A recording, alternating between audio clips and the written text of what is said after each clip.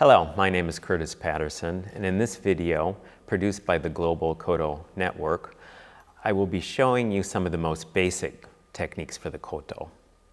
It's important to have a good understanding as to how the techniques are done, but at the same time, it's also important to understand why we do the things in the way we do them. It's our hope that this video will be useful for players of all levels, helping to reinforce what you may already know and to answer any questions that you might have. The approach here is based on that of the Sawai Koto school. I'd like to start off by talking about how we sit, seating position and hand position. The koto is traditionally played with the koto sitting on the floor, this end slightly raised, but today I am sitting in a chair with the koto on a stand. This is very common. I have my right knee slightly underneath the koto here, my left knee out here. I'm sitting at a slight angle, and this allows me to put my left hand out here. It allows us to move our hand along with the bridges easily. And also our picks are square, and we'll be playing with the corners of those picks. So let's think of the left hand in general being out here. Let's rest it on the 9 string because we do a lot of pressing on that string in general. Good place to start. And our right hand is generally going to follow the ryukaku. This is what we call the ryukaku, the koto, this bridge. And in general, the little finger goes on the left-hand side, and these fingers rest inside. It's important to keep your hand kind of rounded and relaxed. If you think about it, if you lift your hand up and just allow it to dangle down in a relaxed way, you can see that your fingers are kind of in this shape. If you just kind of take that shape and transfer that here to the instrument, you can see that your fingers are naturally going to kind of follow this pattern on the strings with your little finger standing up on the outside. Again, rounded, relaxed, and your thumb kind of here in the back. The thumb is probably the most important finger that we use with the koto, use it most often. It's important that your thumb is extended back. Now, everyone's thumb is a different shape. Mine bends back quite a bit, and yours might not be this way, but extend it as back as much as possible. This allows, when we play, it allows the weight and the energy from our arm to travel down into this tip of the pick. Speaking of thumb technique, we're going to be using this outside corner of the pick, and let's start on the 7 string actually. And I've got my hand here, my little finger in position, and what I'm going to do is I'm just going to slide my arm and my hand forward, kind of resting, really quite a bit of the weight of my arm is kind of resting here on my arm and on that pick, on my thumb that way. With these fingers are relaxed, just sliding that pick across the strings like that. Let's go across 2 strings. Just slide it forward, always stopping firmly on the next string. Always firmly down into the next string with the corner of the pick.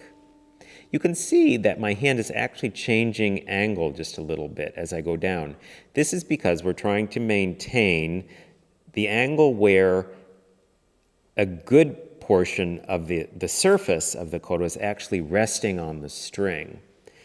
The pick is resting on the string squarely, but in order to do that, I need to adjust the angle. When we play up here at the top of the koto from the 13th string, I'm in position here. As I go down, my fingers gradually move along the koto like this, and my wrist comes up in order to keep that angle, that most effective angle. That's how we work with the thumb. Now I'd like to talk about these other 2 fingers. Let's talk about the middle finger first. As we use the outside corner of the thumb pick, we'll be using the outside corner of both of these picks here. Let's start with the middle finger.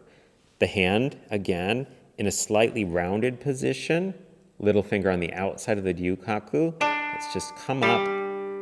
When I come up like this, you can see that my fourth finger is moving in tandem with my middle finger. Also, because of the way we're sitting, you can see how the hand comes up and there's this space up here for the hand to move into and for your elbow to move back like this.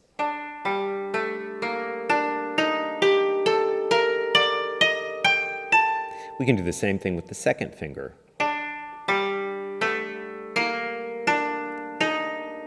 Being careful to keep this rounded position.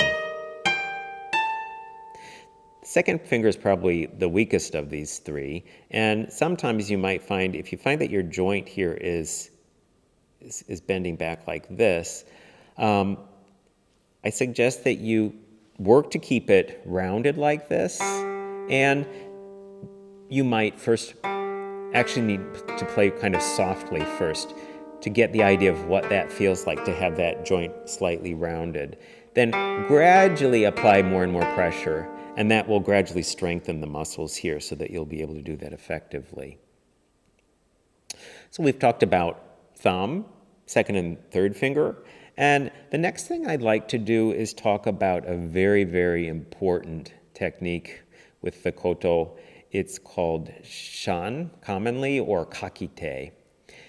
Start by lifting your hand up over and kind of a little bit in front of the strings that you're going to be playing. You're going to be playing across two strings at the same time. In one fell swoop, you're going to come down. I'm playing on 1 and 2. I come to a firm stop on the third string. So it's always a combination of two strings, adjacent strings, and stopping on the string next to them. You can see how still I'm keeping the same position with my little finger on the outside, these fingers inside. And this is also with these fingers, the second and third fingers, it's important to think about keeping the palm close to the strings and close to the ryukaku. Earlier when I did this, I also was keeping my palm close. Here, actually when I finish the shan, I'm almost setting my hand down on the strings, very, very close like that. I'd like to talk about sha-sha-ten. And this is where we use the second finger, the third finger, and then swing around in the back with the thumb. First, maybe start by practicing just going back and forth between these two fingers, the second and third finger. Sha-sha-ten is, we say, sha-sha-ten, sha-sha-ten. Sha-sha-ten is called warizume as well.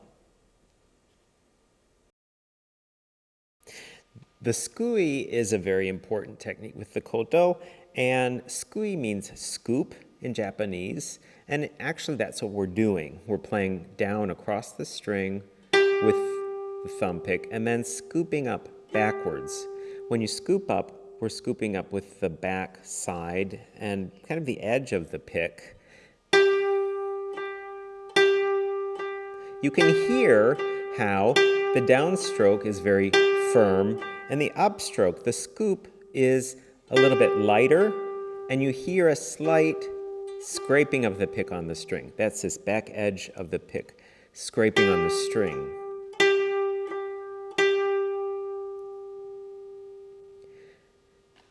I'd like to talk also today about awasezume. Now, awase means put together, and awase is when we play two strings at the same time. We're putting them together, awasezume. So let's start, for example, I'm just going to start with 1 and 5.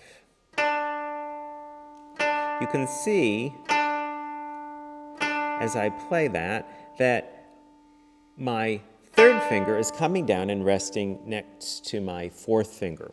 So my fourth finger is resting on the string directly above that lower string. Often, these kinds of awasezume are played with octaves. In this case, that's the same pitch because we're in hirajoshi, but if we move up to 2 and 7, this is an octave. So when playing those together with the 2 and 7, I'm placing my 4th finger on the 3rd string and focusing on bringing these picks together at exactly the same time, like this. In the beginning, you might find it most comfortable to rest your picks on the string and then bring them together like this. As you become more used to it, practice playing down, up, down, up, down, up. If I move up to 3 and 8, I'm going to place my 4th finger on the 4. This 4th finger serves as a guide, and in the beginning especially, you'll find it useful to be placing that on that adjacent string. The last technique I'd like to talk about is the press. And by pressing over here on the left-hand side of the bridges, we can raise the pitch by a half a step or a whole step. In Japanese, we say yoaoshi, a weak press, or tsuyoshi, a strong press. Okay,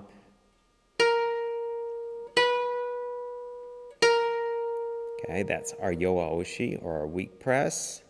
Half press, I also call it. Tsuyoshi, or full press. You can see that I'm pressing with my middle 3 fingers here. It depends on the shape of your hand. And I'm also pressing straight down right down into the koto. It's very important that you feel that you're pressing and that you're kind of using your upper. You can't press with just your hand. You should feel like you're pressing with your whole arm from your shoulder down.